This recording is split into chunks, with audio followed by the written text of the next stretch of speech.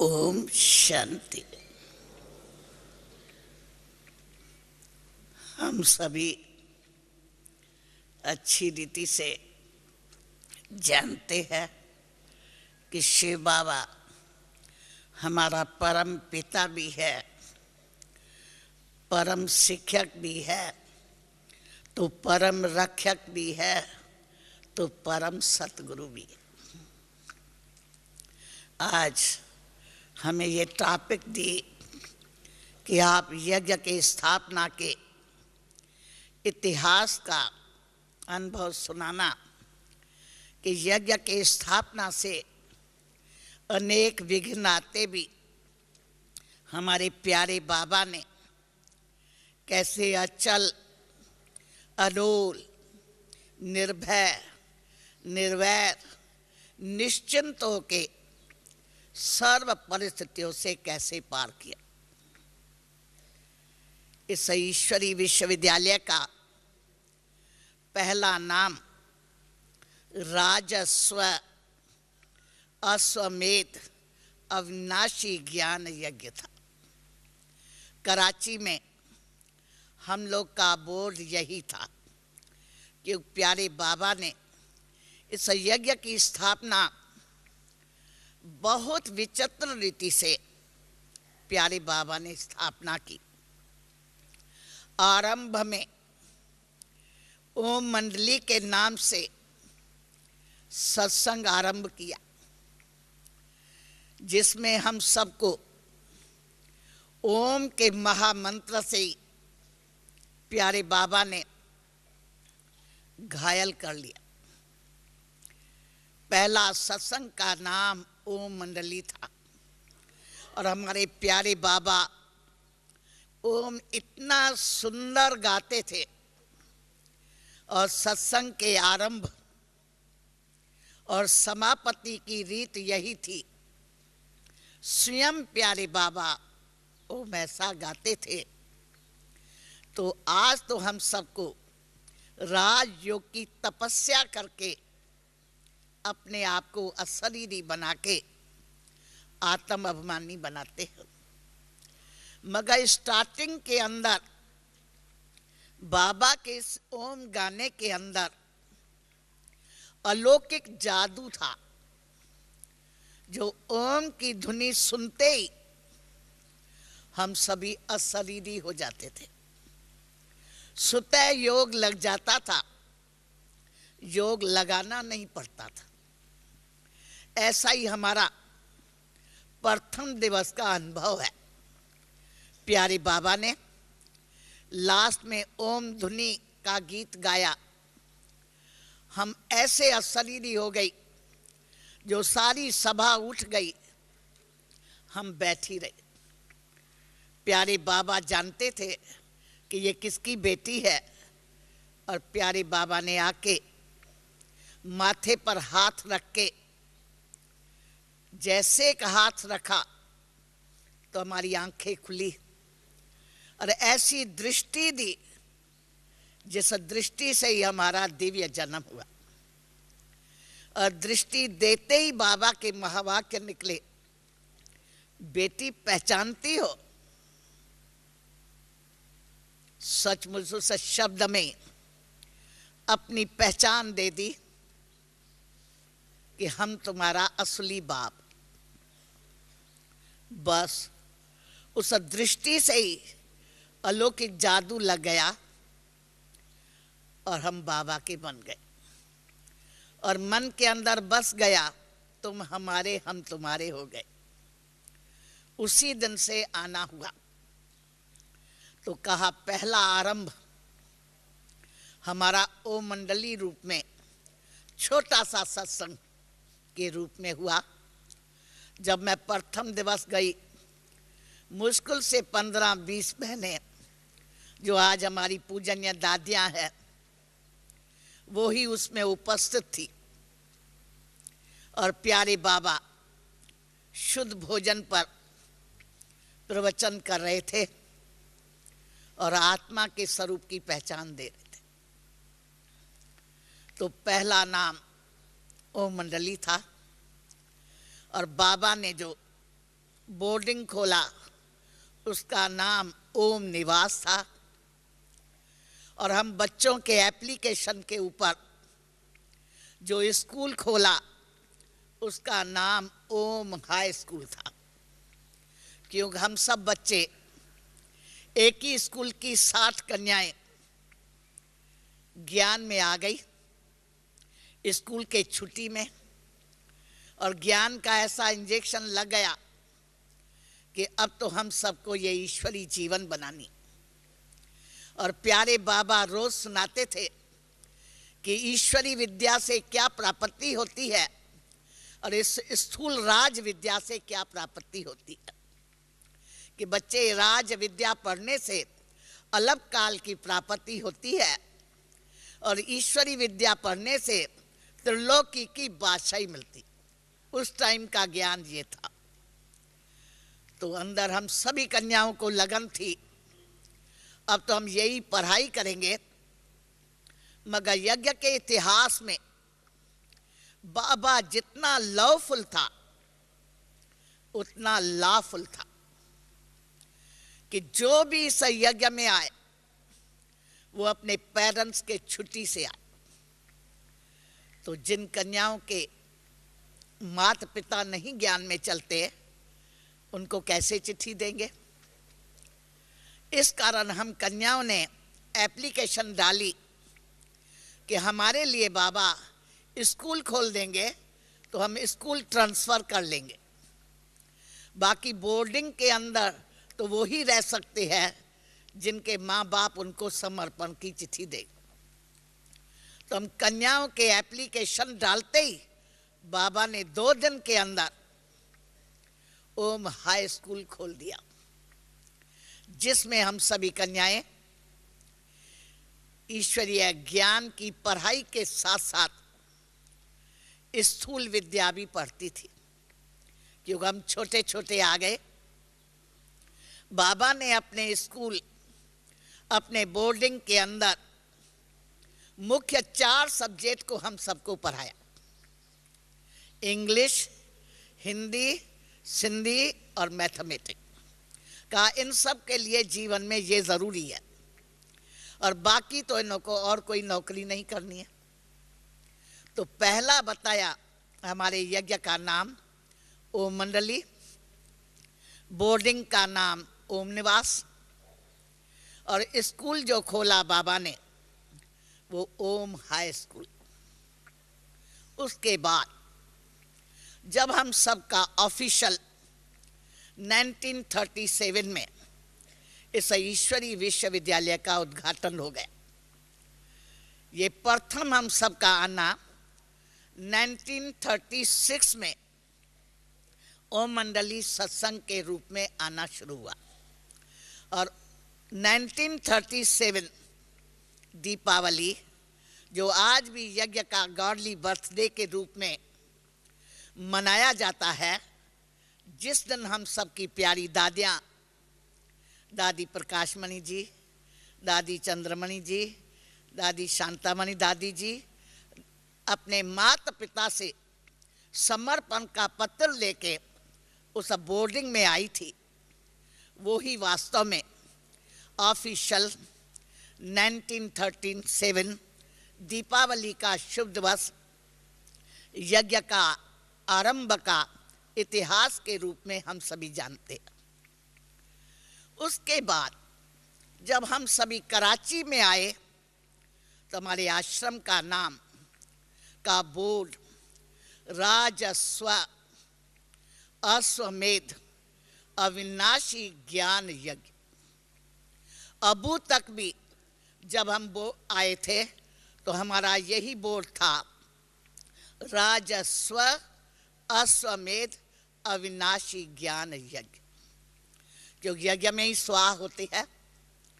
राजस्व अर्थात स्वराज दिलाने वाला, अश्वमेध जिसके अंदर हम तन मन धन से अथवा मन रूपी अश्व को, बुद्धि को सरेंडर करते हैं, अश्व को मेध करते हैं। किसमें? ज्ञान योग के यज्ञ। इसलिए हमारा पहला नाम राजस्व अश्वमेध अविनाशी ज्ञान यज्ञ था। जिस यज्ञ स्थापना के अंदर अनेक प्रकार के विघ्न तो आए थे, पर प्यारे बाबा ने हंसते हंसते पार किया और शिव बाबा ने रक्षक के रूप में वंडरफुल पाठ आदि से बजाया। हैदराबाद सिंध से लेकर हम देखते थे कि शिव बाबा जिसने प्रजापिता ब्रह्मा पिताश्री के द्वारा यज्ञ की स्थापना के निमित्त बना के कराया, तो उनका रक्षक बन के शिव बाबा पूरा पाठ बजाता था। ये तो हम सभी बच्चे जानते हैं कि हमारे ईश्वरी विश्वविद्यालय की मुख्य है पवित्रता, जो विश्व के इतिहास के अंदर बाबा ने ये नया आरंभ किया कि घर गृहस्थ में रहते हुए भी पूर्ण पवित्र बन। ये विश्व के अंदर एक नया इतिहास शिव बाबा ने पिताश्री प्रजापिता ब्रह्मा के द्वारा आरंभ किया, जिस पवित्रता के कारण ही यज्ञ के अंदर अनेक विघ्न आए।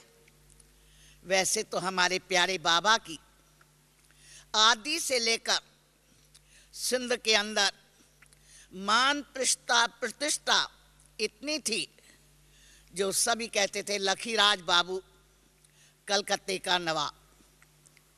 मगर जब स्थापना के अंदर ये पवित्रता का पाठ आया, तो अनेक प्रकार के यज्ञ के अंदर विघ्न आने लगे, क्योंकि हम सब के द्वारा आरंभ में प्यारे बाबा को यज्ञ रचना था। तो ये तो अच्छी रीति से आप जानते ही है, इस यज्ञ के स्थापना के अंदर कन्याओं और माताओं का विशेष पाठ रहा।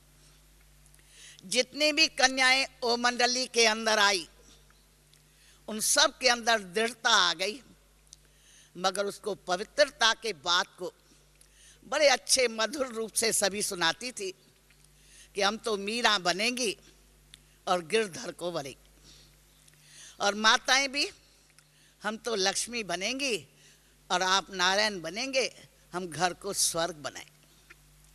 जिस पवित्रता के कारण यज्ञ के अंदर अनेक प्रकार के विघ्न आए, क्योंकि हमारी माताएं भी उसी टाइम कोई वो एज में बड़ी नहीं थी, 25 बरस की, 30 बरस की, 20 बरस की, और कन्याएं भी सभी 15 और 20 बरस की, और हम तो छोटे ही थे।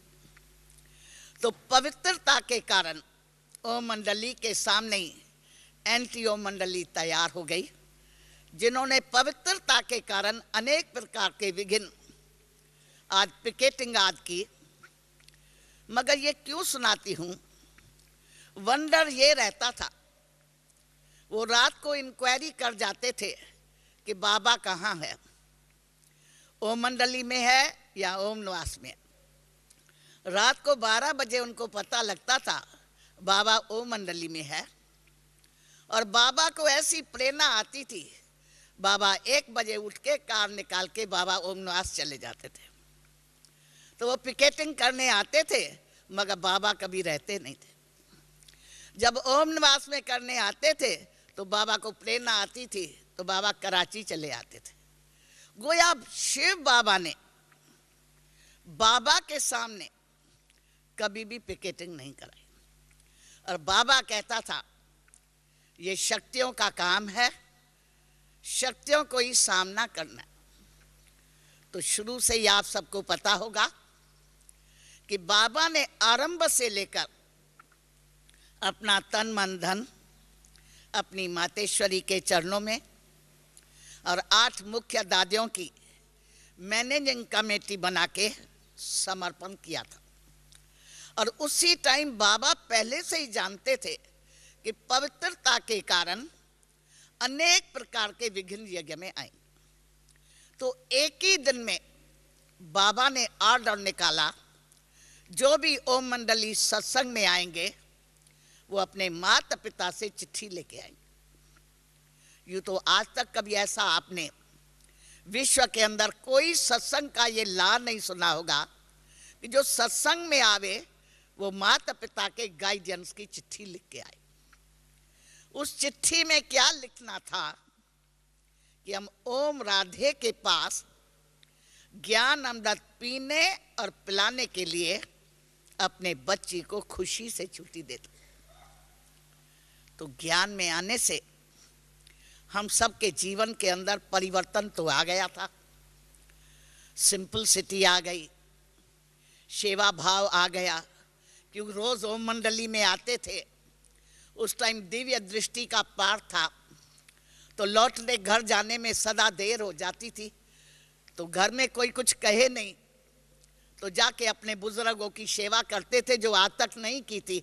जाके दादी माँ के पाँव दबाएंगे, ये करेंगे, और वो पूछे कितना बजा है, बजेगा 8, तो कहेंगे अम्मी अर्जुन 7 बजा। फिर जो बाबा कोई ना कोई कहानी सुना लेते थे, कभी राजा जनक की, कभी नष्टमोह जीत की, वो कहानी सुनाते थे। आज बाबा ने ये सुनाई, वो 10-15 मिनट में सुना के कह देते थे 8:30 बज गए। हाँ, क्योंकि इतनी जो कहानी सुनाई।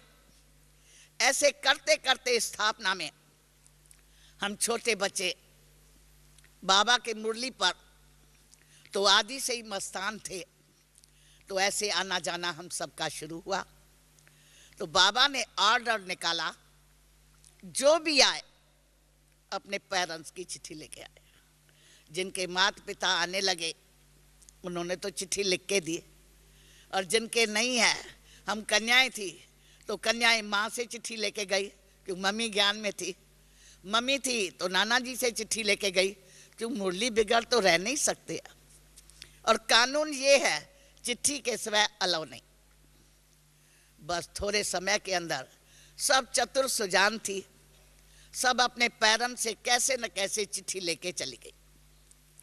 सिंध का इतिहास ये था कि सिंध के अंदर गर्मी बहुत थी, और सिंधी लोग सब बिजनेसमैन है, वो बाहर में रहते थे, वो ठंडी में ही सभी आते थे।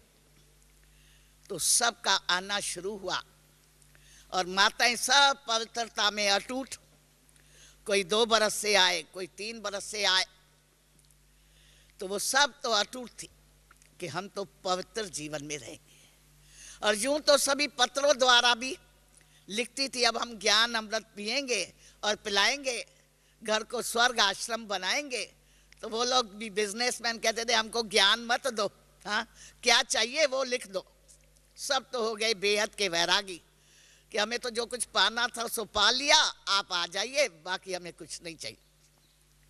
इसी प्रकार से पवित्रता की लहर अटूट थी, जिस कारण पवित्रता के कारण अनेक प्रकार के सिंधी लोगों के तरफ से विघ्न आए, मगर शिव बाबा ने सदा रक्षक बन के पाठ बजाए। तब बताया, जहां जहां पिकेटिंग होती थी बाबा की इंक्वायरी करके जाते थे अपोजिट पार्टी, बाबा कहाँ है। तो रात को 12 बजे तक उनको पता है कि बाबा यहाँ है, और सुबह 7 बजे से वो तैयार होके आते थे। बाबा को पहले ही प्रेरणा आ जाती थी। बाबा 12 बजे 1 बजे गाड़ी निकला के बिरजरनाथ दादी को कहते थे गाड़ी निकालो, आज कराची जाना है। तो उनको वंडर लगता था, और पीछे उन लोगों को पता तो लग जाता था कि बाबा नहीं है। गोया बाबा के हाजिरी में कभी पिकेटिंग आज नहीं हुई। सदा हमारी मीठी मैया ने शिव शक्ति बन के हर परिस्थिति को पार। एक दिन की कहानी है, भागवत में आपने सुना होगा, लाखा भवन को आग लगी थी। तो बाबा का भवन भल जसोदा मैया के नाम पर, उसके युगल के नाम पर जसोदा भवन था, मगर उसको लाखा भवन तो कहेंगे ही। एक लोग सिंधी लोग पवित्रता के कामेशु क्रोधेशी के गर्मी में भवन को आग लगाने के लिए नीचे आए, गेट के आगे आग लगा के गए। बाबा ऊपर ही था। बाबा को 12 बजे कैसे संकल्प आया नीचे नौकर को कहा देखो दरवाज़ा ठीक से बंद हुआ है। चाहिए साहब हमने बंद किया है। चाहिए फिर भी अच्छी से देखो। तो वो गेट खोलने गया तो आग अर्जुन दीपक जैसी शुरू हुई थी। तो कहा बाबा गेट के आगे कोई ने आग लगा दी है। बाबा ने कहा अच्छा पानी बाल्टी गिरा दो। वो लोग तो समझ गए हम अच्छी से आग लगा के गए हैं, सुबह जाएंगे तो भवन सारा जल जाएगा। मगर बाबा ने जैसे वो दीप जला के गए, दीप ही कहेंगे, तो बाबा 12-12:30 बजे ऊपर से उतर के नौकर को कहा देखो गेट बंद ठीक हुआ है। उसने कहा साहब मैं अच्छी से बंद किया है, चीज खोलो फिर देखो अच्छी से। तो बाहर देखा तो आग लगा के गए। बाबा ने कहा बाबा आग कोई ने लगा दिया, चीज अच्छा पानी डाल दो। तो भागवत का गायन तो हो गया कि लाखा भवन को आग लगी थी, मगर लगी थी और बुझी थी, दीपक जला था और बुझ गया था। ऐसे वंडरफुल पाठ शिव बाबा ने स्थापना से लेकर रक्षक के रूप में सदा पाठ बजा। उसके बाद बाबा सिंध से कराची आए तो हम सबको तो लगन लग गई थी। बोर्डिंग की कन्याएं रातों ही रात में सारा आश्रम शिफ्ट करके आ गई। हम सब तो बंधन में थे। पता लगा बाबा कराची चले गए। यहाँ तो छिप छिप के हम छोटी कन्याएं चली जाती थी, बाबा कराची गए तो कैसे जाएंगे। बस सबको धुन कैसे भी जाएंगे, युक्ति से करके हम सब कराची में पहुंच गए। बंधन की कन्याएं चारों ओर देख के किस दिन आएगा हम बाबा के पास जाएंगे। मगर उस टाइम धर्म युद्ध ऐसी थी जो माइनर और मेजर का भी बड़ा क्वेश्चन आ जाता था। तो हमारी गंगे दादी जो इतनी बंधनों में है, वो कैसे जंजीरों से पार करके बाबा के पास कैसे जाए। और बाबा के पास 12 घंटा की एक दिन की लॉटरी लगती थी, जो बाबा से मिल के मनोरंजन करके आए। और बाबा वो टेलीग्राम करते थे कि हमारी बच्ची आई तो नहीं है। बाबा कहता था आपकी बेटी आराम से आ गई है, कल भेज देंगे। जाना पड़ता था। तो उस टाइम ड्रामा अनुसार हम छोटी कन्याएं तो माइनर थी। तो माइनर ब्रिटिश गवर्नमेंट के राज में माता पिता के छुट्टी से तो नहीं आ सकती। तो वारंट आने लगते थे, तो जैसे ड्रामा अनुसार उनको जाना पड़ता था, क्योंकि माइनर है। मेजर में तो माताएं तो मेजर ही थी। तो उन्होंने तो कह दिया हम पवित्र जीवन बनाएंगे, अगर आप पवित्र बनने चाहो तो आप साथ चलो, नहीं तो खुशी से छुट्टी देते हैं, दूसरी शादी कर लो। सबको सिंध में आश्चर्य लगता था। और सब हाई फैमिलीज की माताएं, और वंडर यही जो स्त्री पति अति लौ था, जिनको सिंध के अंदर लैला मजनू की जोड़ी कहते थे, वो पवित्रता के ऊपर जुदा हो रहे। आप बताओ उनके अंदर कामेशु क्रोधेशु कितनी गर्मी होगी। तो अनेक प्रकार के विघ्न आते थे। मगर बाबा ने मम्मा को शिव शक्ति को आगे करके जैसे पार किया। और हर परिस्थिति में हम सभी अनुभव करते थे शिव बाबा शिक्षक भी है और रक्षक भी, जिसमें सब जगह कैसे जैसे बाबा पार करते थे। मम्मा भी जैसे किस भी प्रकार से जाती थी तो जैसे पार कर लेती थी, ऐसा वंडर था। आगे चल के आप सबको पता भी होगा कि मम्मा को भी एक बारी कचहरी जाना पड़ा। तो कचहरी में यही जैसे कसम उठाते हैं कि ईश्वर को हाजुर नाजुर जान के सच बोलना। तो हम तो ये झूठा कसम बोलेंगे नहीं। जज का भी बेचारा कहे ओम राधे, ईश्वर को हाजुर नाजुर जान के जो बोलेंगे सच बोलेंगे, ये कसम उठाओ। तो मम्मा ने उसको कहा जज के स्वरूप में प्रिय निजात्मा, हम ये झूठा कसम नहीं उठाएंगे कि ईश्वर को हाजुर नाजुर जान के हम सत्य बोले, क्योंकि मेरे को इस कचहरी के हाल में न ईश्वर हाजुर नजर आता है न नजर आता है। चाहे क्या कसम उठाएंगे। मम्मा ने कहा हम ये कसम उठाएंगे कि जज के स्वरूप में प्रिय निजात्मा आपको हाजुर और नाजुर जान के हम जो बोलेंगे वो सत्य बोलेंगे, क्योंकि हाजुर भी आप है, नजर से भी हमको आप दिखाई पड़ता है। तो जज तो गरम होने लगा। कहा ओम राधे, ये सत्संग का हाल नहीं है, ये कचहरी है। कचहरी के अंदर कोई ला की इंसाफी नहीं हो सकती है। बहुत गर्म हो रहा था। लास्ट में कह दिया अच्छा जो आप कहो आगे बढ़ो। तो सब जगह सब सिंधी लोग पहुंचे थे कि आज देखे क्या होता है। तो जज ने भी मान लिया ये कसम पास है। और जैसे कराची के कचहरी में ये पास हो गया कि ओम मंडली वाले कोई भी केस के अंदर कसम लेंगे तो यही लेंगे, तो सब ताली बजाने लगे और जय जयकार लगे, ओम राधे की जय हो गई। यानी शिव बाबा हर प्रकार से मम्मा के साथ, दादी प्रकाशमणि, दादी चंद्रमणि, कचहरी के अंदर 5 शक्तियां गई थी, सब जगह हर परिस्थिति में शिव बाबा सदा विजय करते थे। उसके बाद इतिहास तो बहुत बड़ा है। हम अबू में आए। अबू के अंदर थोड़ा यज्ञ के इतिहास में बेगरी पाठ का पाठ आया, जिसमें कच्चे जो थे वो तो नज़दीक इंडिया में आने से संबंधियों के पास गए। तो भी बाबा कहता था जो जाएगा ना उनको भी बाबा भागंती भी होगा, शान मान से बोलता था। वंडर ये होता था जिसकी बुद्धि जाने को होती थी उनके संबंधियों का निमंत्रण आता था कि हम अभी तो इंडिया में नज़दीक आए हैं, आप आइए। कहता था बाबा, फौरन पत्र देता था कि तुमको याद करती है, तुम जाएंगे? कहेंगे जाएंगे। वो जाता था, बाबा उनको विदा करके कहता था ये वापस नहीं आएंगे। मगर बेगरी लाइफ में भी हमने बहुत अच्छा अनुभव किया।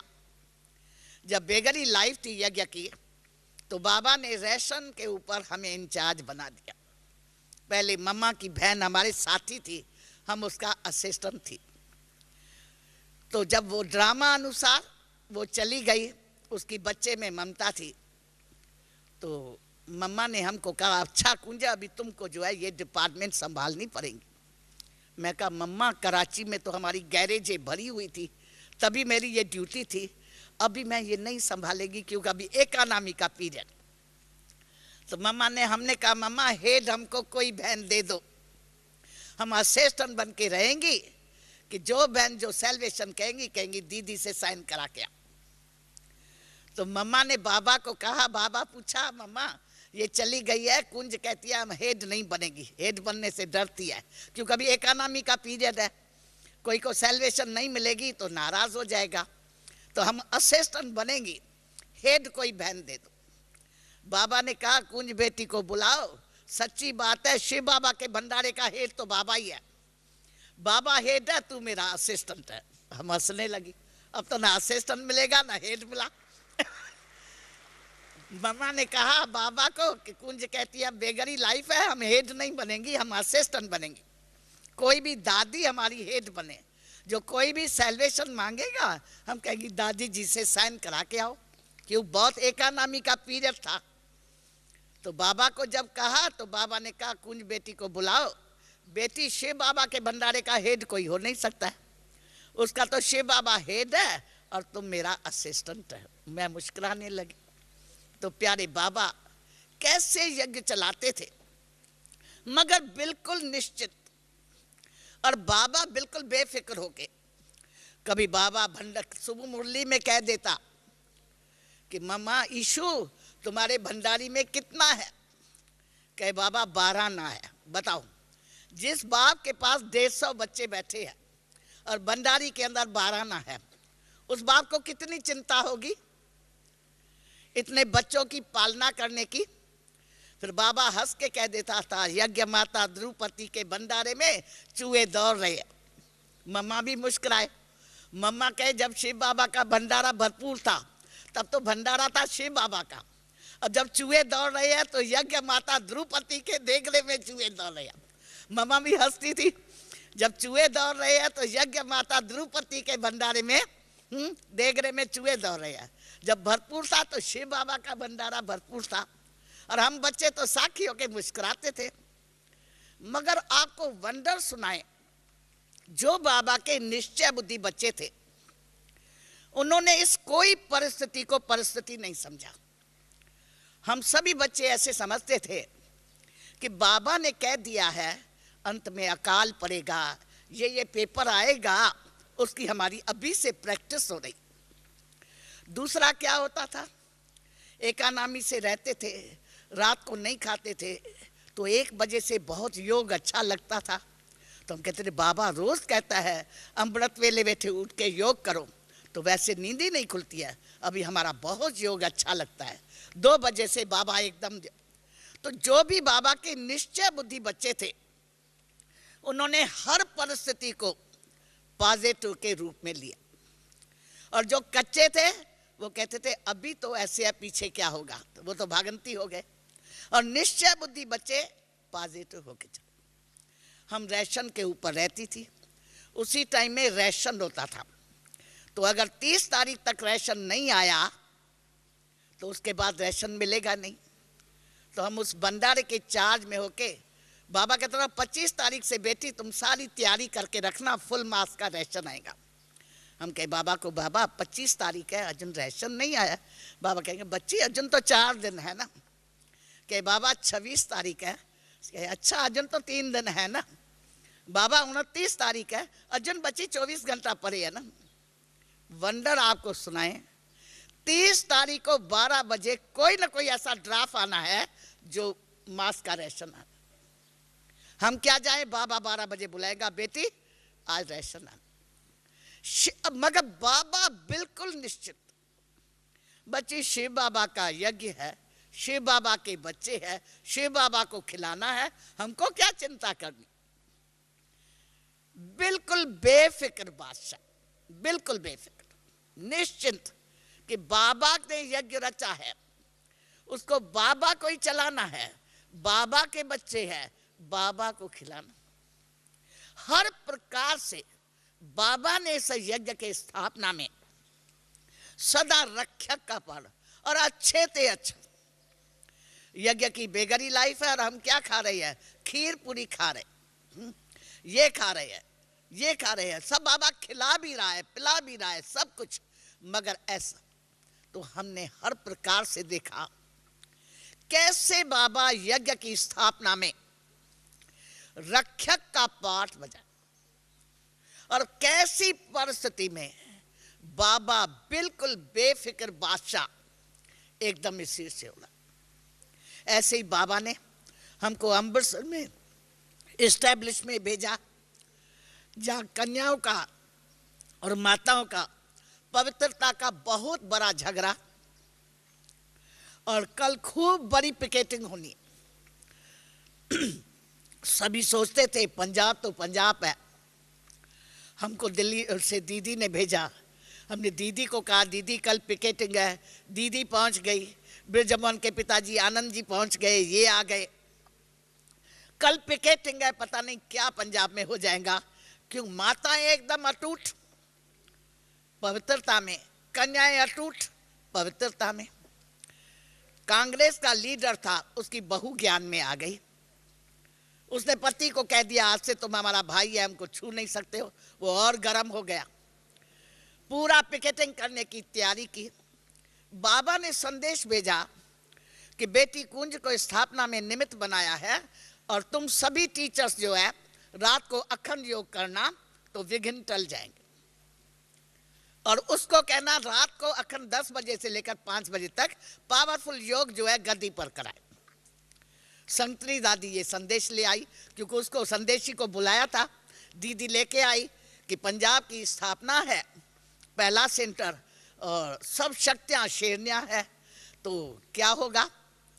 तो ये संदेश आया, हम योग में बैठे, 10 से लेकर 5 बजे तक योग कराए, जरा आंख न छिपे, जैसे योग लगाए बाबा और पावर दे रहा है। 5 साढ़े 5 हो गए, 7 बजा तो जिसको पिकेटिंग करने आना था उसको नींद आ गई। अब वो 7 बजे हम लोगों ने मुरली सुना के पूरा कर दिया। उसके बाद आया, कहने लगा, लोग कहते थे कि कुंज हमको जादू करती है। हाँ ये करती है, सच में आज मेरे को भी जादू कर दिया। हमारा तो प्रोग्राम था 5 बजे से ऐसा जाएगा, आश्रम में एक भी ना आए, और यहाँ तो सारी सभा, और हम लोग को भी तो बंधनों का अनुभव था। माताओं को कह दिया, कराची में पिकेटिंग हुई थी तो बाबा कहता था कमाल तो अच्छी है, तुम लोग के माँ बाप जो है सोए पड़े हो और तुम लोग पहुंच जाओ। तो कराची में ऐसे ही हुआ था, पिताजी पिकेटिंग में सोए हुए थे और हम पहुंच गई। तो कहा तुम क्यों यहाँ आई हो? मैं कहा बाबा हमारा है, हम आएंगी, आपका तो बाबा है नहीं, आप आए हम क्यों नहीं आए? कि तुम भागो। मैं कहा हम चलो, आप भी चलो ना। तो हम लोग तो पहुंच जाते थे। तो उन्हें माताओं को कहा कमाल तो ये है कि वो पिकेटिंग करने आवे और आप सब क्लास में आ जाओ। वो तो जो 5 बजे आती थी वो 4 बजे से पता था अखंड योग है। तो 3 बजे से लेकर माताएं सब शिव शक्तियाँ पहुंच गई। वो आया पिकेटिंग करने, देखा यहाँ तो पूरा सत्संग बना हुआ है। तो 7 बजे पहुंच के कहा कुंज बेटी अब कोई को आने नहीं देगा। हमने कहा बाबूजी अब आने का काम नहीं, अब सबके जाने का काम हुआ। अब आपकी बहू बेटियां हैं, उनकी संभाल आपके हाथ में है। देखे सारी गली के अंदर गुंडे ही भरे हुए हैं, चाहिए वो तो मेरा काम है, उसकी संभाल करूंगा, आने कोई को देगा नहीं। मैं कहा आने का काम नहीं है, अब जाने का काम है। इसी रीति से तो ये वंडर देखते थे। जब वो बहुत करा, जिसको ऐसी युद्ध होनी है पता नहीं आज मारा मारी हो जाएगी, बाबा उसको नींद करा दिया। ऐसे ऐसे प्रकार से हम लोगों ने यज्ञ के स्थापना से लेकर देखा है। जब जब कोई विघ्न आया है, शिव बाबा ने रक्षक का पाठ प्रैक्टिकल में ऐसा बजा, और हम सबको भी अनुभव है जब ऐसा पेपर आता है तो विशेष शिव बाबा को याद करते हैं। इसमें 2 बातें नहीं। जब बड़ा कोई भी काम करेंगे, छोटे में हम लोग हल्के हो जाते हैं और समझ लेते हैं ये तो हम कर लेंगे। बड़ा काम होता है तो कहते हैं बाबा आप मदद करना। हाँ, बाबा को रोज अमृत वेले से कहते हैं बाबा ये आपका कार्य है, आपको संभालना है। तो जैसे बाबा को हम लोग ज्यादा याद करना शुरू करते हैं, बाबा रक्षकों के सामने खड़ा होता है। और सदा ही हम ऐसे याद करें तो परिस्थिति आए नहीं। वास्तव में ये कमी हमारी है।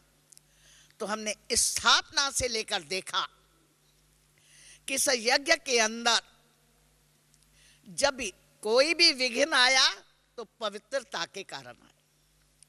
और बाबा तो अटल, ये तो शिव बाबा का काम है ना। शिव बाबा ने हमें काम दिया है सबको पावन बना के परम धाम ले जाना है। बाबा शिव बाबा के आदेश और संदेश के ऊपर अटूट, जिसमें कितने भी परिस्थितियां आई मगर अटल अडोल एकदम। कभी हम लोगों ने बाबा के चेहरे पर उदासी का चिन्ह कभी नहीं देखा। और सदा बाबा, बच्ची बाबा बैठा है ना, तो बाबा ने सदा अपने को निमित्त समझा। और इस यज्ञ का करण करावनहार शिव बाबा सब कुछ करते हुए, तो हम लोग किए थे अपना आप सभी कुछ करके अपना आप छिपाया, ये गीत है एक। तो हम लोग को अनुभव होता था प्रैक्टिकल में तो बाबा सब कुछ कर रहा है, मगर बाबा सदा ही कहेगा बच्चे बाबा का काम है ना, बाबा आप ही करेगा, कोई चिंता करने की बात ही नहीं। तो हम लोगों ने बाबा को यज्ञ पिता होते हुए, ये कम बात नहीं है, कोई भी यज्ञ इतना नहीं चल सकता है। हमारा यज्ञ 65 वर्षों से लेकर चल, जिस 65 वर्षों से ये यज्ञ चल रहा है और उसको बाबा ने कैसा सुचारू रूप से चला रहा है। जब हम इस ज्ञान में आए तो सिंधी लोगों को यही था अभी तो बाबा के पैसे है ना, तो अभी ये लोग यहाँ बैठी है, आखिर तो खूब ही खोटेगा। तो कराची में सिंधी लोगों ने अखबार में डाल दिया ओम मंडली खूटी की खूटी। उन्होंने एक तरफ अखबार में ये डाला और बाबा ने दूसरे तरफ डाला ओम मंडली is the richest in the world. अब बताओ, स्थापना थी, वो लोग समझते थे अब 5-6 साल हो गया, 7 साल हो गया, ये 300, 350, 400 बैठी है, बाबा कितनों को खिलाएगा। और वो पीरियड तो ऐसा था जो कभी भी बाहर का कोई का पैसा लेते नहीं थे। हम लोग के जो अपोजिट पार्टी में हम लोग के ही संबंधी होते थे, तो बाबा देखता था ये तो ज्ञान से तो अपोजिट है, ये बेटी के ममता में भेज रहा है, तो उसको बाबा रिफ्यूज कर लेते थे। बल आपको पूछो उनकी ममता रहती थी, ऐसा फल भी आ जाता था तो बाबा हम बच्चों को नहीं खिलाता था। वो डॉक्टरों और वकीलों को भेज देते थे बाबा। ये उसी रीति से हमारा यज्ञ का पीपी आता था तो बाबा देखता था। ओ मंडली में बाबा कहता था बताओ क्या बनेंगे, जीओडी या डीओजी। तो जो पीपी आता था तो वो कहता था क्यों, वो जानता था बाबा पवित्र को कहता है जीओडी और अपवित्र को कहता है डीओजी। तो वो कहता था बाबा देखो युधिष्ठिर के साथ एक कुत्ता था तो मैं भी, वो ऑनेस्ट रहता था, तो मैं भी आपका वो हूँ, यानी हमारा पब्लिक प्रोसिक्यूटर यज्ञ का वो बड़ा वकील था। कोई भी केस हाराता नहीं हूँ, जीता था। युधिष्ठिर उसको टुकर खिलाता था, वो ऑनेस्ट होके चलता था। बाकी मैं अर्जुन पवित्र नहीं बना हूँ जो मैं कहूँ मैं जीओडी हूँ। मैं वो युधिष्ठिर का कुत्ता हूँ जो कहते हैं हिमालय के चोटी पर चला था, मगर इतना ऑनेस्टी से वो चलता था। उसको भी बाबा ने मदद कर दी, जो केस में जाता था जीत के आ जाता था। कहता देखो बाबा मैं सब केस जीता के आता हूँ इन बहनों का, उसी रीति से, बाकी मैं पवित्र नहीं हूँ। तो आके कोने में क्लास में लास्ट में आ जाता था तो बाबा कहता था हाँ युधिष्ठिर के साथ एक कुत्ता भी था जो हिमालय पर चलता था। तो उसी रीति से, तो कहने का भाव ये है बाबा ने इस यज्ञ को रचा, शिव बाबा ने इनके द्वारा रचाया। बाबा ने एक धक से शिव बाबा से सौदा किया, जिसको बाबा कहता है झाटकू। एक धक से निश्चय होने से ही बाबा ने सब कुछ समर्पण कर दिया। ऐसा महादानी कोई नहीं। आपको क्या अनुभव सुनाऊं, जब हमारे कलकत्ता सेंटर की स्थापना हुई थी तो बाबा ने भेजा, तो बाबा ने तब ये श्री कृष्ण का चित्र नया बनाया था। तो बाबा बॉम्बे था, सीधा कलकत्ते में हम लोग को पार्सल कर दिया कि बच्ची बड़ों बड़ों को ये कृष्ण का चित्र गिफ्ट देना। तो कलकत्ता में एक सेठ था सोनलाल दुगर, तो हम उनको गिफ्ट देने गई। तो उसको जब गिफ्ट दी तो चाहिए आप कैसे आया, दुनिया में समझते हैं सफेद वेश सदा डोनेशन लेने के लिए आते हैं। तो और वो सदा रोज सुबह गद्दी पर बैठता था, जो कोई दान करने लेने जाता था जितना। कहा बहन जी बोलो आप क्या लेने के लिए आए हैं। तो हमने कहा बाबूजी हम कुछ लेने नहीं आए हैं, कुछ देने आए हैं। उसके तो 12 बज गए, मैं करोड़पति, मेरे को ये क्या देंगी, क्या देने आए हैं। तो मैं श्री कृष्ण का चित्र उठा के उसको दिया। उसने कहा ऐसे चित्र तो हमारे पास बहुत हो गए। मैं कहा ऐसा चित्र आपके पास नहीं होगा। कहा इसमें क्या विशेषता है। हमने कहा इसके अंदर श्री कृष्ण के 84 जन्मों की जन्म पत्री। कहा श्री कृष्ण के 84 जन्मों की जन्म पत्री, वो क्या है। हमने कहा त्रिकालदर्शी परमात्मा शिव ने जो हमें सुनाई है वो आपको सुना दी। मैं उसको पूरा समझाया। उसी टाइम उसके मंदिर का पुजारी जो बड़ा था हेड, वो भी बैठ के सुन रहा था। तो 84 मिनट पूरा हुए, उसने कहा 1 मिनट ठहरिए। तो मैं तो समझा ये पंडित है, ये विघ्नी कुछ डालेगा, वो तो बड़ा लगन से सेठ जी सुन रहा है। तो उसने कविता बना ली कि 84 मिनटों के अंदर निर्मल पुष्पा दादी जी आई, उसने श्री कृष्ण के 84 जन्मों की जन्म पत्री बता दी। उसने गीत बना लिया कि निर्मल पुष्पा 84 आई, सोहनलाल बाबू के महल में आई, 84 मिनटों के अंदर 84 जन्म। उसने कहा मैं क्यों कहा ठहरो, मैं कहा 84 मिनट से 85 न हो जाए, 84 मिनट के अंदर 84 जन्मों की। तो जब मैं 84 जन्मों की जन्म पत्री सुना रही थी, लास्ट में आता है ब्रह्मासो श्री कृष्ण। तो हमने कहा तो शिव श्री कृष्ण ने पूर्व जन्म में ब्रह्मा नाम से महादानी महाज्ञानी बने, तब सतयुग में महाराज कुमार बने। तो उसने पूछा कि आपके बाबा पद्मपति थे, और साथ साथ हमने कह दिया कलकत्ता में मैं आके देखा, कलकत्ता में मारवाड़ियों जैसा दानी कोई नहीं, मगर फिर भी ये कहने बगैर मैं रह नहीं सकती कि पिताश्री जैसा महादानी कोई। तो उसने मेरे से सवाल पूछा, आपने कहा कलकत्ता में आके देखा, वो भी मारवाड़ी था, मारवाड़ियों जैसा दानी कोई नहीं, मगर फिर भी कहने बगैर रह नहीं सकती कि पिताश्री जैसा महादानी कोई नहीं। आपके पिताश्री पद्मपति थे। मैं कहा पद्मपति नहीं थे, हाँ करोड़पति नहीं थे, लखपति तो जरूर थे, परंतु सोहनलाल बाबू जी लखपति करोड़पति की बात नहीं है। महादानी का क्या अर्थ है चाहिए बताइए। बड़े भावना से इतना बड़ा बुजुर्ग बैठा। मैं कहा दुनिया में जो भी दान करते हैं वो अपने लिए अपने बच्चों के लिए रख के बाकी दान करते हैं।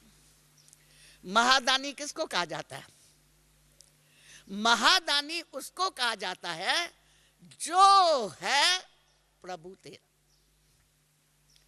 तो पिताश्री को हम महादानी क्यों कह रही है? कलकत्ता में जितने भी मारवाड़ी दानी हैं वो अपने लिए रखते हैं, अपने बच्चों के लिए रखते हैं, बाकी दान करते। वो सब जितने भी है, चाहे पदम दान करे चाहे करोड़ दान करे, वो सब है दानी। और पिताश्री को हम महादानी क्यों कहती है? उसने कहा जो है प्रभु तेरा है, तेरा तेरे आगे समर्पण। उसने ना अपने लिए रखा न शिव बाबा का तेरे आगे समर्पण। मैं भी तुम्हारा बेटा हूं, तुम भी मेरी पालना करेंगे। तब कहा ये बात है। मैं कहा इस हिसाब से कहा जाता है कि शिव बाबा ने ब्रह्मा बाबा को फिलासफर नंबर 1, फिलैंथ्रोपिस्ट नंबर 1 बनाया। तब फिर सतयुग में महाराज कुमार श्री कृष्ण बना। तो कहने का भाव है बाबा ने जीवन का जो सौदा किया शिव बाबा से, एक धक्का से और कोई नहीं करता। बाबा जब अव्यक्त हुए थे तो हम लोगों ने बाबा का 13वें दिन पर 12वें दिन पर प्रोग्राम रखा था बाबा की दिन का। तब बाबा का एक परम मित्र दादा परशुराम था, उसको हम लोगों ने बुलाया था और कहा था दादा आज फंक्शन के अंदर आप रोज बाबा के साथ परम मित्र थे, बगीचे में विक्टोरिया में घूमने जाते थे, आप बाबा की लौकिक जीवन कहानी सुनाना और हम बाबा ने अलौकिक जीवन में क्या कार्य किया वो हम सुनाएंगे। और बाबा अव्यक्त हो गए, अब अव्यक्त होके कैसे कार्य चलेगा वो हमारी नमस्ता दादी सुनाएंगे। चाहिए ठीक बात है। उसने उस दिन जीवन कहानी में बाबा की ऐसी बात सुनाई जो हमको आज तक कोई ने नहीं सुनाई। उसने कहा जब बाबा ने सब कुछ बिजनेस बंद किया था वो दिन ऐसे थे जो बाबा को छप्पर फाड़ के भगवान धन दे रहा था। तो हम सब मित्र उसको खूब पीछे लगे कि भाई आपको क्या हो गया है, आप तो पागल हो गए हैं, आप क्या कह रहे हैं? बस एक गीत ही सुना रहे हैं, आई तारा लब से हो रेल में राही, छोड़ो ज्वेलरी की झूठी बादशाही, बसो निजानंद में। आप ये गीत सुना रहे हैं, आप पागल हो गए हैं क्या? अभी तो आपके प्रभु की असीम कृपा हुई है जो परमात्मा आपको छप्पर फाड़ के धन दे रहा है और ऐसे टाइम पर आप बिजनेस बंद कर रहे हो। तो उस टाइम पर हम सब बाबा के मित्र उनको लग गए कि आप पागल हुए हैं, अभी तो असीम कृपा आपके ऊपर हो रही है, भगवान आपको छप्पर फाड़ के धन दे रहा है, ऐसे टाइम में आप बिजनेस समेट के जा रहे हो। आज बाबा अव्यक्त हुआ है तो मेरे को महसूस होता है जिसको भगवान मिल जाता है ना उसके लिए मनी मैटर कोई चीज नहीं। ऐसा उसने जिगर से सभा में ये अनुभव सुनाया जो दीदी नमस्ता हम बाजू में बैठी थी, हम लोगों ने भी उसकी ये बात सभा में, जिसका बहुत सभी के ऊपर असर हुआ कि दुनिया में आज तक जो भी सन्यासी बने, कोई को कोई ठोकर लगी, कोई वैराल आया तो भाई सन्यास करके भाग गया, देवाला मारा भाग के चला गया, ये किया। मगर जिसके ऊपर ऐसी वर्षा हो रही थी धन की, उसी टाइम में समेटा और इसके भी मुख से उसी टाइम निकला कि जिसको भगवान मिल जाता है उसके लिए मनी मैटर कोई चीज। तो हमारे बाबा ने किस पीरियड में समाज किया, कैसी प्रतिष्ठा में पलता था और बेहद का वैराग आने से शिव बाबा ने कह दिया अपनी जीवन की नैया मेरे हवाले कर दो, हवाले हो गया। हाँ बस मैं तेरा हूं। इसको कहा जाता है सरेंडर बुद्धि। तन से सरेंडर होना बहुत सहज है, बुद्धि से सरेंडर होना सच्चा सरेंडर उसको कहा जाता है। तो बाबा ने शिव बाबा के ऊपर जो कहा जाता है बलिहार जाना, बलि चढ़ जाना, सब कुछ करते हुए कितना निर्माण, कहा जाता है जितना निर्माण उतना महान। हम सब ने प्यारे बाबा को हर कर्म अपने साथ यज्ञ में करते देखा। कहा बाबा क्या बिजनेसमैन था। हम बच्चों के साथ सब काम जब जब जो परिस्थिति आके करती थी, हम बच्चे बाबा से छुड़ाएं, बाबा कभी छोड़े नहीं। आपको क्या पता हो, कराची के अंदर हमारे पास 14 नौकर रहते थे। जब पाकिस्तान हुआ, एक दिन 14 नौकरों के छुट्टी लेके जा रहे थे, तो बाबा ने सोचा और काम बहुत सहज हो जाएगा, ये जो बर्तन मांजने का काम है ना, तो मम्मा को रोज मेहनत करनी पड़ेगी। बाबा ने नौकरों को 12 बजे छुट्टी दी। बाबा भोजन पाके धोती ऐसे ऐसे करके बाबा देख रहे बर्तन मांजने के लिए गया। बाबा आप क्या कर रहे हैं? हम कन्याओं की ड्यूटी थी खिलाने की, तो हम और ब्रज शांता दोनों ने जाके, ब्रज शांता बहन जो अभी पुणे में है, जाके बाबा के हाथ पकड़े। बाबा आप ये क्या कर रहे हैं? कि बच्चे तभी अब नौकर तो चले गए, बर्तन कौन मांजेगा? मैं कहा हम बच्चे बाबा आपके बैठे हुए हैं, चाहिए आप बच्चे एक दिन करेंगे, फिर मम्मा को दूसरे दिन सोचना पड़ेगा। उन्होंने कहा बाबा हम लोग ऐसे बच्चे नहीं हैं, हम लोग का ग्रुप है, हम आप ही आपस में प्रोग्राम बनाएंगे। हम लोग का तो संसारी बाबा। तो हमने कहा बाबा हम लोग की ऑल राउंड पार्टी है ना, हम लोग। बाबा ने कहा बाबा निश्चिंत कैसे होगा? हम लोगों ने कहा बाबा हम लोग 4-4 का टर्न बना देंगे, और जो रोज बर्तन मांजेगा रोज बाबा के पास गुड नाइट करने आएगा। हमारा तो संसारी बाबा है, दूसरा कुछ नहीं। कहीं हाँ ऐसे हो जाएगा, ऐसे प्रोग्राम बनाए तो सबके बर्तन हम मांजेंगे, हम मांजेंगे, हम मांजेंगे, क्योंकि हमारा तो संसारी बाबा है, दूसरा कुछ नहीं। तो देखते थे बाबा इतना ऊंचा और कितना निरंकारी, कितना निरंकारी। हर काम में हम बच्चों के साथ बाबा करते थे। अबू में आए ब्रज कोठी के अंदर, तो कोई भी मकान के अंदर इतनी बाथरूम लैट्रिन नहीं होती है, और एकानामी का पीरियड था। बाबा निकर कमीज पहन के हम बच्चों के साथ खड़ा होके कहे बच्चे ऐसे 2 ईंट करो, सीमेंट रखो तो मकान बन जाता है। हम सब बाबा के साथ ही होके रहे, मगर बाबा बिल्कुल निश्चिंत, अचल अडोल, हर परिस्थिति में, चाहे सिंधियों के तरफ से पेपर आए, चाहे बेगरी लाइफ के पेपर आए, चाहे हम सर्विस पर गए, माताओं के पवित्रता के कारण पेपर आए, कितने भी आए, मगर बाबा शक्तियों को योग का दान देके सभी माताएं कैसे विजयी बन जाती थी। कैसे कन्याएं, जिनको एकदम 1-2 कन्या थी, जिनके माँ बाप एकदम जलाने के लिए ऐसे तैयार करे, माँ हाथ पकड़ ले, बेटी है, और रिख्या कर लेता। क्यों? कहा जाता है सत्य की नाव डोलेंगी, डूबेंगी नहीं। तो यज्ञ के इतिहास में ये पवित्रता का नया इतिहास बाबा ने आरंभ किया, और उस इतिहास के अंदर शिव बाबा की इतनी गुप्त मदद रही, जिसमें सहज ही जो है सो पार होते गए। आपको क्या बताएं, शुरू जब हम लोग सर्विस पर गए थे, तो हमको पढ़ाने वाला परमात्मा है, इसी बात से हम सिद्ध करके दिल्ली में कहती थी कि हिंदू नारी कभी भी पति का त्याग नहीं कर सकती। जब तक उसको पतियों का पति परमात्मा न मिले, तब तक कभी त्याग नहीं कर सकती है।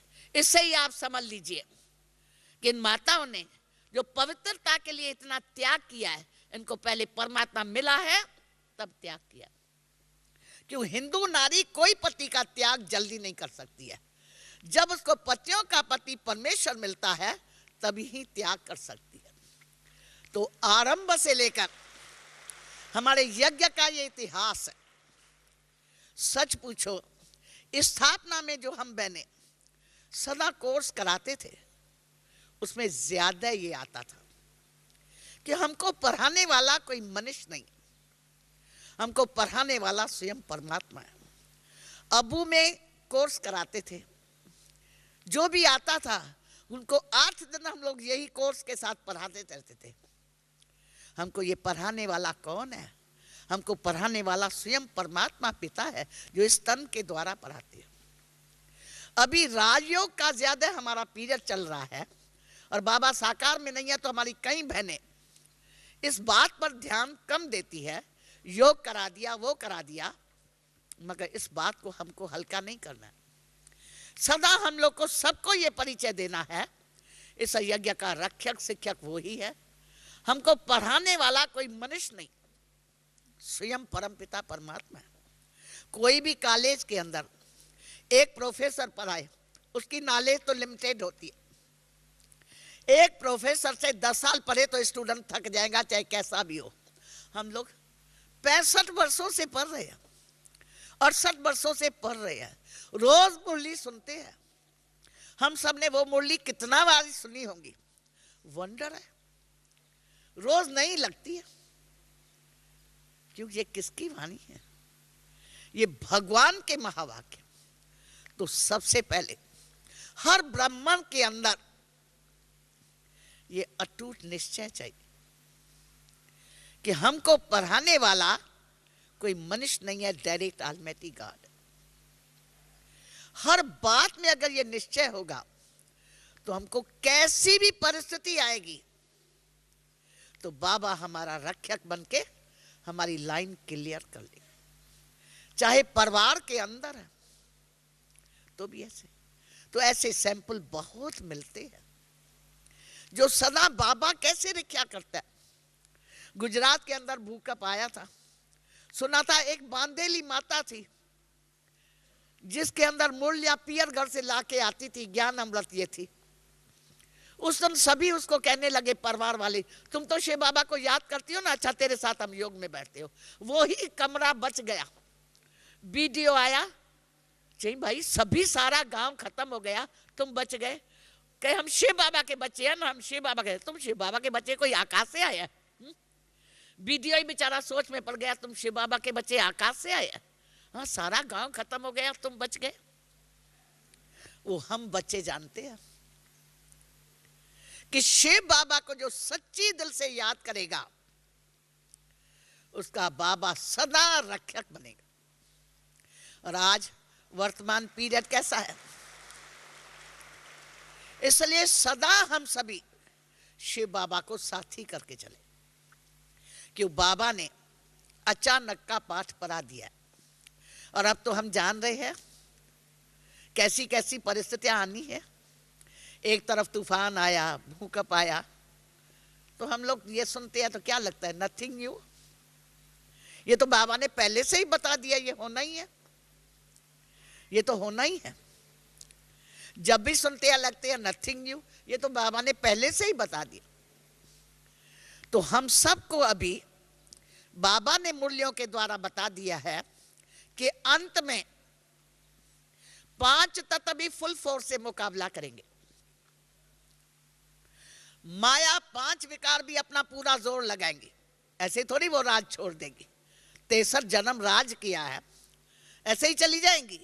वो भी लास्ट में अपना पूरा माया अपना दाव लगाएंगे, प्रकृति भी अपना दाव लगाएंगे, शरीर के हिसाब किताब भी अपने रीति से जाएंगे, आएंगे हिसाब किताब लेने के लिए।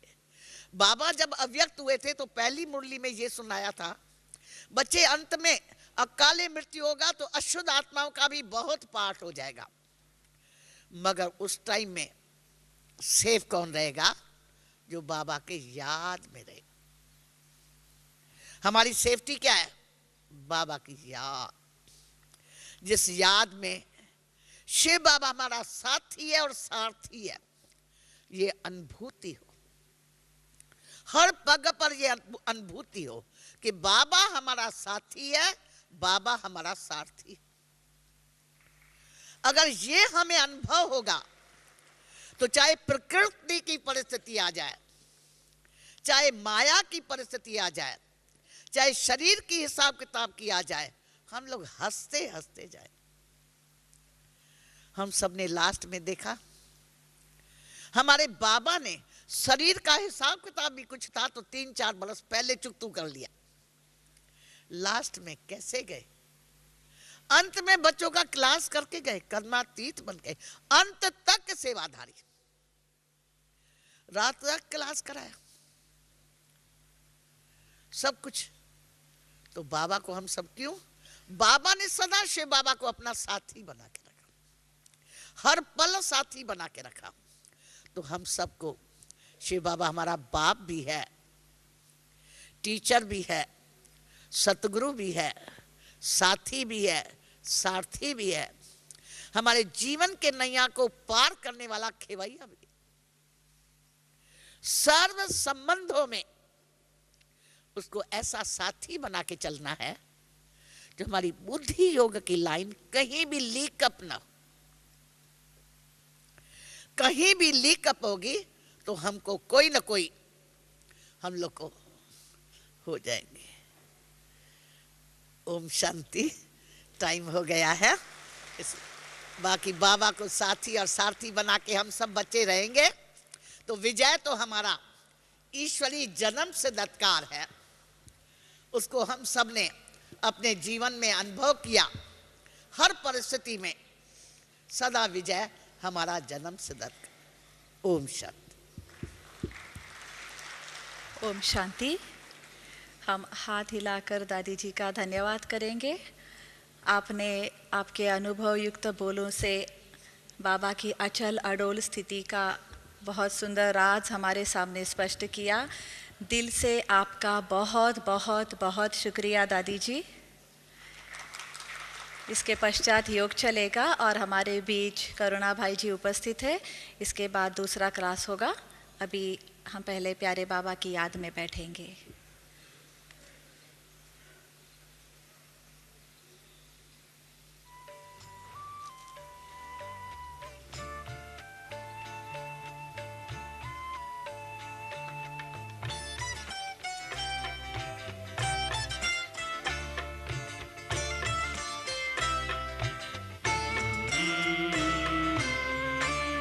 तेरा एहसान यो बाबा कभी ना भूल पाएंगे।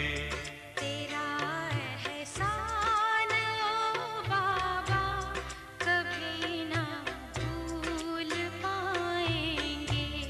दिया है दान जीवन का भला क्यों भूल पाएंगे। दिया है दान जीवन का भला क्यों भूल पाएंगे। तेरा एहसान ओ बाबा कभी ना भूल पाएंगे।